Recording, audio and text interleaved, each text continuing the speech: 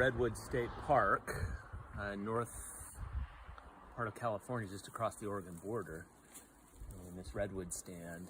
And what I want to talk about here is water relations and how plants, with tall trees being an interesting example, how they get water and nutrients from the soil. They take in through their roots, they load into their xylem vessels that conduct water up the stem to the top of the tall tree. And yesterday we saw a tree that was 264 feet tall, and the record I think is 350 feet tall. So these are very, very tall trees, as long as a football field. And water is heavy, weighs almost 9 pounds per gallon.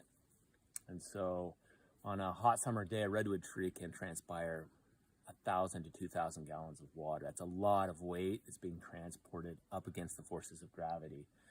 And it does it passively, so it's not using its own energy to do this.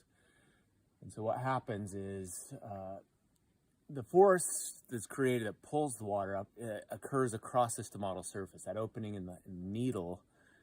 And the air itself has low concentration of water, and so as water, liquid water, diffuses out of the stomata, that pore in the needle, from high concentration liquid water in the needle out into the atmosphere, which is vapor water at low concentration. It diffuses down the concentration gradient, creates a sucking force that then pulls the column of water, and the water molecules themselves are attracted to each other through forces of cohesion.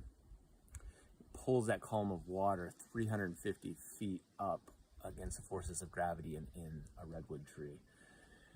And redwoods are conifers, so they only have tracheids. They don't have vessel elements. So they're very, very narrow, and the cell walls are reinforced so that as that pulling force, which creates a lot of tension on the xylem cells, as it creates that tension, those thickened secondary cell walls don't collapse and cavitate. And that way the water can be conducted continuously. During the summer months, it doesn't rain here very much, but there are banks of fog that roll in. We saw some rolling in this morning. One of the reasons we think redwood trees may be tall is so they can get their leaves, their needles, way up high up in those banks of fog and do what's called fog stripping. So here is an example of some of these needles. They have really high surface area, so the banks of fog roll in, that's vapor water, and they condense on the needles. And then they run down to the edges and they drip.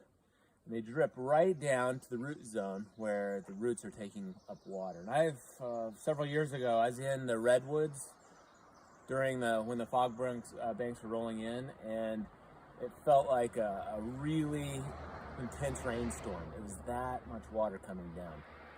And so the redwoods are stripping water from the fog for themselves. They take up that water, and the other plants in the understory too are really dependent during the summer months on water that's stripped by the redwood trees themselves. The other thing that's important to notice is when we talk about water relations, we talked about cohesion, just the attraction of water to itself. There's also forces of adhesion, in which water molecules are attracted to the charges in just the cell walls of the xylem. And at night, that's really important because that pulling force slows down at night when the stomata close, but forces of adhesion keep the water molecules attracted so they don't slip down again against forces of gravity. And these are just really, really incredible trees, really incredible systems.